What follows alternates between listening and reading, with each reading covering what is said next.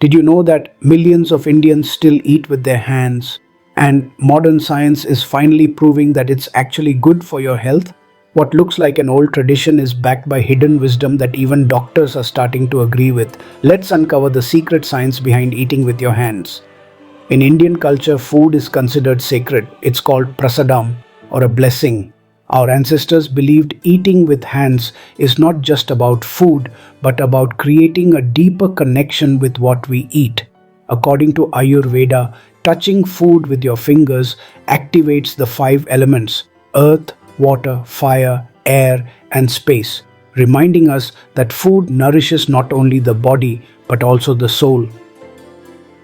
Science now confirms what our ancestors knew. When we eat with hands, our fingertips send signals to the brain about texture and temperature. This prepares the stomach to release the right digestive juices. In fact, studies show that eating with hands can improve digestion and even help prevent overeating. Many people wonder, isn't eating with hands unhygienic? The truth is, our hands carry friendly bacteria that actually help digestion.